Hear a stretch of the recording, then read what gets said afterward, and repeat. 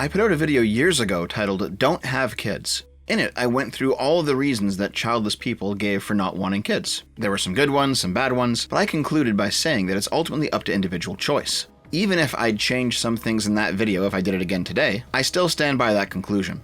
After all, this is one of the individuals that I covered, and do you really want this person to be responsible for a child? But with Trump's vice president pick, J.D. Vance, coming out and talking about America's childless cat ladies, I want to revisit the topic. I worry that it makes people more sociopathic and ultimately our whole country a little bit less less mentally stable. And of course, you talk about going on Twitter.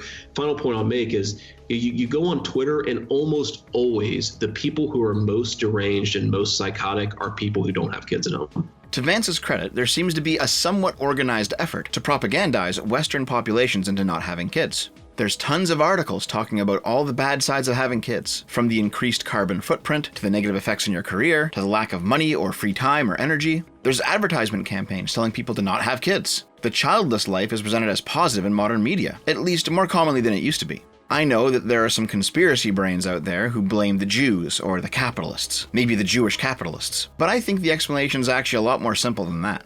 I think a lot of the people publishing these articles or giving these takes, they're not controlled by some agenda, rather they are themselves childless. They probably discovered a little bit too late in their life that they didn't want to be childless, so they're coping in public. There's no shortage of Guardian articles or op-eds where mid-30s women cry about not having kids, where they're clearly desperately trying to convince themselves that they're just as hot and desirable as they were when they were 19 or 21. Where they're clearly still stuck in a mindset and a pattern of behavior and in a lifestyle they really should have moved on from a decade ago. Sometimes the conversation is in reference to kids, other times it's in reference to being single, but it's basically the same thing. These are women who are not doing what pretty much every culture on the planet expects women to do: get married and start a family. So let's talk about why. And no, the answer is more complicated than just they're selfish. To start off, there's always some section of women in every society who don't want kids. I'm not talking about women who want kids but they're infertile, or women who delude themselves that they don't want kids because they think they'll be young forever and they can keep on partying, and then they hit old age and they become bitter and lonely. No, I'm specifically talking about women who genuinely do not want kids at the bottom of their heart, whose personality type makes them uniquely unsuited to be mothers. The current estimate is around 10% of all women fall into this category. Where's that number come from? Well, that'll take a history lesson. From 1947 to 1989, Romania was a socialist republic within the sphere of influence of the Soviet Union. In 1957, Romania legalized abortion and contraception. By 1966, Romania's birth rate hit its lowest point in history, and the Communist Party decided that new workers needed to be born if Romania was to survive. As a result, they implemented Decree 770. Decree 770 made abortion and contraception illegal, except for women who were over 45 years old, women who had already given birth to 5 children, and women who were victims of rape, incest, or whose lives would be threatened if they brought the child to term. In order to enforce Decree 770, all fertile women were inspected monthly by government doctors, and any pregnancies were tracked by the state. The secret police routinely kept tabs on all hospitals. An extensive sex education program was launched to propagandize all women into having as many kids as possible. Women who didn't get pregnant were harassed by the government. Decree 770 did what it set out to do. Romania's 1.9 fertility rate boomed to 3.7 in 1 year, but the children born during the decree went largely uncared for, as their parents couldn't take care of them properly. A massive state orphanage system was created, but it didn't prevent a lot of these kids from dying of starvation or infection. The kids who did survive still grew up maladjusted. Some orphanages did successfully provide the kids with food, clothing, and shelter, but the workers there nonetheless didn't have the time to actually raise the children. As a result, an entire class of Romanians grew up neglected, unsocialized, and addicted to the drugs the caretakers used to keep them compliant. As they aged out of the system, the kids who were deemed unreformable, and many of them were after those conditions, were assigned to Romania's Ministry of Labor for forced work details. The Donahue-Levitt hypothesis, popularized by its inclusion into the book Freakonomics, states that crime rates sharply decline about 2 decades after a country legalizes abortion, because all of those unwanted kids who would have grown up to become teenage criminals and 20-something gang members all end up getting aborted instead. And the theory does have some predictive power. Roe v. Wade legalized abortion in America in 1973, and the crime wave of the 80s began to decline starting in 1992, 19 years later. A similar effect was recorded in Canada, in Australia, Sweden, but most notably Romania. When the communist world collapsed, the various states that made up the Warsaw Pact went through slow bureaucratic dissolutions. The only exception to this was Romania, the only communist country that ended with a violent revolution against the communists, a little over 20 years after Decree 770 was first implemented. And some people theorize that Romania's collapse of communism was violent, specifically because of the excess of neglected, under-socialized fighting-age males. All of this is to point out that the tragedy of Decree 770 taught us a lot about the development of children, as well as the reproductive habits of women. Communist Romania is probably the most explicitly pro-natalist society that has ever existed, at least after the Industrial Revolution. The full might of a centralized authoritarian police state was directed to maximize the number of children every single woman gave birth to. And even in this society, around 1 in 10 women chose to not have any kids because they didn't want them. So it seems like 10% of women just don't want kids, so much so that they're willing to go to some very extreme lengths not to have them. Beyond that, an additional 10% of women suffer from infertility. And I don't mean natural infertility as they age, I mean they can't have kids at all. And then there are probably some women who are fertile, but they're severely physically or mentally disabled, and so they'll probably never have kids. But I couldn't find the numbers on that population. So at least 20% of women can't or won't have kids, and that number seems pretty solid. The 10% that can't have kids, medical technology may continue to solve those problems as time goes on. However, the 10% who are unwilling to have kids, that's probably just due to the natural variation in human personalities, creating a population of women who just aren't fit to be mothers. The same thing happens with some men who are unfit to be fathers as well. And now that I think of it, there's probably also a similar effect for gay and trans people. Natural deviations that end up with people not reproducing. But the last time I checked, it's something like 50% of women in Western countries who aren't having kids right now. We've accounted for 20%, but what's going on with the extra 30? Well, there's a couple of different explanations floating around. And for the first one, let's switch gears and talk about Old Fan. Hey everybody, this is Old Fan again from DragonBallToys.com, and I'm back today with another Dragon Ball toy. Old Fan started in 2009 as a toy review channel on YouTube. She primarily focused on talking about Dragon Ball toys. As she got older though, she abandoned making toy content and started up the Exploring Anti-natalism podcast. Anti-natalism isn't just your garden variety rejection of having kids. Anti-natalism is a philosophy that views having kids as inherently immoral. There are several arguments for the anti-natalist position. The first is consent. The person you're creating cannot consent to be created, so all parents necessarily violate the consent of their children with the initial act of creation. The second is an argument from harm. Life necessarily contains suffering, and death is inevitable, so having children increases the total amount of harm experienced. The common reply to this, that life also contains pleasure, is countered by the asymmetry argument. It goes something like this. When humans experience an equal amount of good and bad, the amount of happiness felt from the good event is smaller than the amount of sadness felt from the bad event, even though the events are equal. This is an old idea, but it was brought into the modern mainstream in Daniel Kahneman's book, Thinking Fast and Slow, which I'll talk about more in a future video. Basically, if you gain $100 and feel good about it, let's say you feel 100 units of good feelings. If you lose $100, you'll probably feel something like 140 units of bad feelings. In other words, we take L's more badly than how well we take W's. Anyway, Old Fan gave up toy reviewing and became an outspoken voice in the online anti-natalist scene. Like most late 2000s YouTubers, she discovered atheism and then communism, or some other form of anti-hierarchy leftism. Like, isn't this kind of what nature is? Like, it creates winners and losers. It was a great comment. And I think what the anti-natalist would say from there is like, you're absolutely right, Mark. But the fact that it creates winners and losers is what we're really against here. The fact that it creates losers. Like, what is it about the winners that justifies the creation of all of this loss, all of this pain, all of this misery? Like, what can the winners possibly be achieving that makes any of this okay? Her anti-natalism is based almost entirely in the disproportionate privileging of the care-harm axis of morality and the rejection of any other moral standard. If you've read HYUK, you know what I'm talking about. And if you're on this channel, you should know about HYUK by now. What I believe is that it's the right thing to advocate for. And I think that there is going to be... For what purpose, though? For the planet or for just end suffering? To end suffering. I think that living things are in harm's way. And we as living things, we desperately need life to be good, right? Like, we create people because we have all these notions that they're going to have happy lives, that they're going to do all of these things. And, you know, those are often quite false notions about the reality of those lives that we create. She defaults to most progressive talking points when pushed, like the idea that parental instinct is a social construct, or humans only want to have sex to chase an orgasm. And I take it you don't have children? No. No. You've been in love before? Yes, certainly, yeah. I mean, when you fall in love with somebody and it progresses, Well, you want to have sex, right? You know, so I don't think that we really have a. I think that the impetus to procreate is really culturally built. What we want is to have sex. We don't have an instinct to have children. We have a cultural sort of mandate and a lot of pressure put on us. A lot of this stuff is thought-terminating cliches designed to get you to not actually answer these questions. Old Fan tries to convince everyone her desire to end the human race is based in harm reduction, but I frankly don't buy it. You know that old Jordan Peterson quote, "Revenge against God for the crime of being"? I did a video on that a couple of years back, where I outlined how a lot of the communists don't love the poor, they hate the rich. And they hate the rich not out of some sort of systemic injustice, but because everyone who exists above them in a hierarchy is someone who is better than them, at least by some metric, and they would rather destroy everything out of bitterness instead of face their own inadequacies head on. Memes of this belief have been floating around for a while now.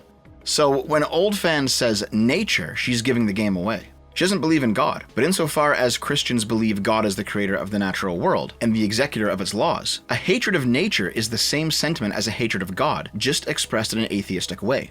The real criminal here is not really human beings, it is nature. There is more suffering in nature than there is in the human world. Human beings are awful, don't get me wrong. Human beings are responsible for terrible things in this world. But it is nature that's the real culprit. It is nature that predation, everything that happens in nature is where the suffering really is where the vast majority of suffering lives on this planet. She views herself and all of humanity as inadequate, and rather than taking ownership of it, she's decided to foist all of that responsibility onto the shoulders of reality itself. So, when we look at those 50% of women who don't have kids, where 10% genuinely don't want them and 10% can't have them, a possible group that makes up the remaining 30 consists of women who think they're part of the 10% who genuinely don't want kids, but they're actually not. They've been told by their environment, or by education or propaganda, or their friends, that there's so many other things worth pursuing more than kids, but more importantly, that having kids is immoral. Existence is suffering. Lowering the total amount of suffering is good. No existence means no suffering.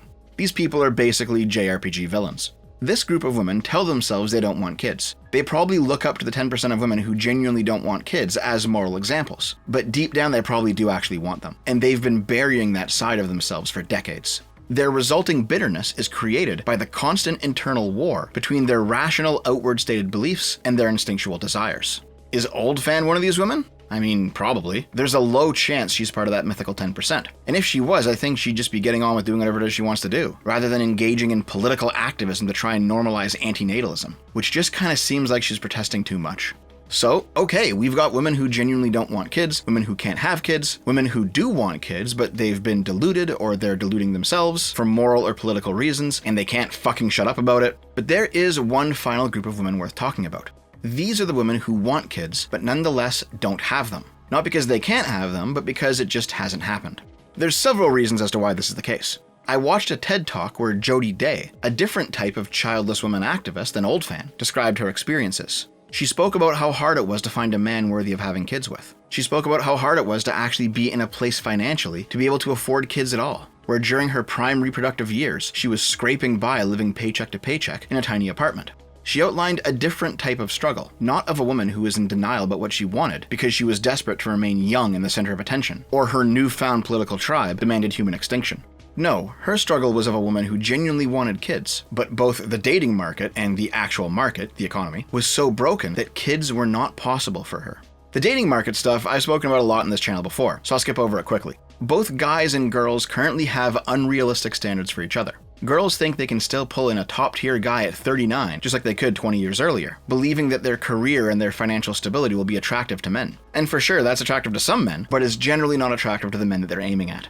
Guys, meanwhile, watch porn all day and then get put off by the imperfections of real women. Or they have these ridiculous standards for women, like guys who have an extensive sexual history who nonetheless want a virginal wife or something.